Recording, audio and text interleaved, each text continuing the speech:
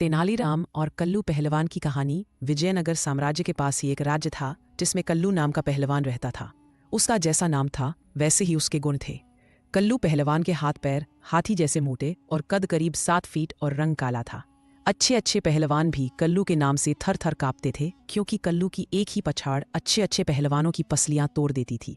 जिस राज्य में कल्लू रहता था उसमें कोई भी ऐसा पहलवान नहीं था जो कल्लू से मल्ल युद्ध कर सके।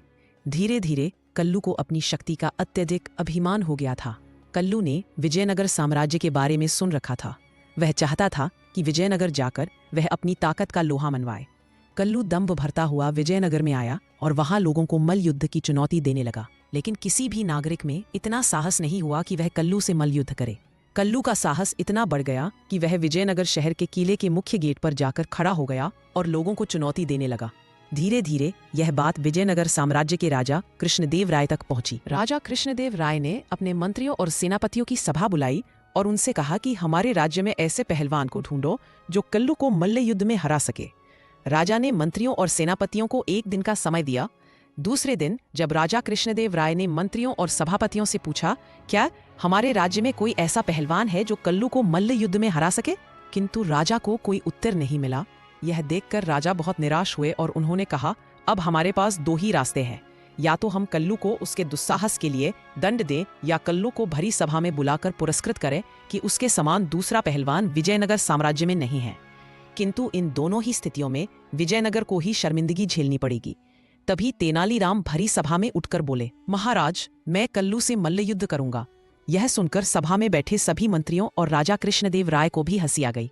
राजा कृष्णदेव राय ने तेनालीराम से पूछा, तेनालीराम, क्या तुमने कल्लू पहलवान को देखा है और क्या तुम उससे मल्ल युद्ध कर सकोगे? तभी तेनालीराम बोले, विजयनगर साम्राज्य की शान रखने के लिए मैं कल्लू पहलवान से मल्ल युद्ध करूंगा, चाहे इसमें मेरी जान क्यों ना चली जाए। तेनालीराम की बात सुनकर राजा कृष्णदेव राय बहुत प्रसन्न हुए और उन्होंने तेनालीराम को इसकी अनुमति दे दी। दूसरे ही दिन शहर में ढिंडोरा पिटवा दिया गया कि कल्लू पहलवान से तेनालीराम मल्ल युद्ध करेंगे। अगले ही दिन से तेनालीराम शहर के बाहर स्थित भैरव के मंदिर में जाकर तंत्र साधना करने लगे। यह बात कल्लू पहलवान तक पहुंच गई। कल्लू पहलवान ने सोचा कि मैं भी चलकर देखता हूं कि तेनालीराम भैरव मंदिर में किस तरह की तंत्र साधना कर रहा है। कल्लू जैसे ही भैरवनाथ मंदिर में जाता है तो देखता है कि तेनालीराम भैरवनाथ की प्रतिमा के सामने बैठकर तंत्र साधना कर रहा है और भैरवनाथ से प्रार्थना कर रहा होता है कि किसी भी परिस्थितियों में जीत मेरी ही होना चाहिए।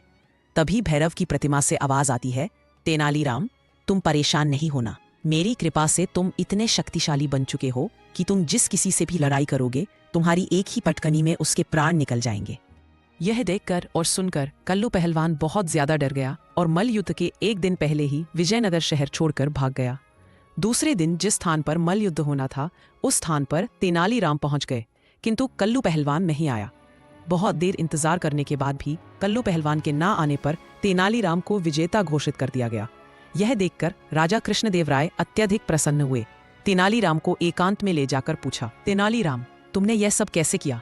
तेनालीराम मंद मंद मुस्कुराए और बोले, महाराज, मैंने तंत्र साधना की झूठी खबर कल्लू पहलवान तक पहुंचा दी थी और जिस दिन वह मंदिर में आया उस दिन भैरवनाथ की मूर्ति के पीछे मैंने अपने एक आदमी को बैठा दिया और मैं उसी से वार्तालाप कर रहा था, जिसे सुनकर कल्लू पहलवान को लगा कि मैं सचमुच भैरवनाथ से बात कर रहा हूं और उनकी कृपा से मुझमें असीम ताकत आ गई है और इसी बात से वह डर गया और शहर छोड़कर भाग गया। इस तरह तेनालीराम ने हमेशा की तरह विजयनगर की लाज रखी और राजा कृष्णदेव राय ने हमेशा की तरह तेनालीराम को बहुत सारा धन धान्य देकर पुरस्कृत किया।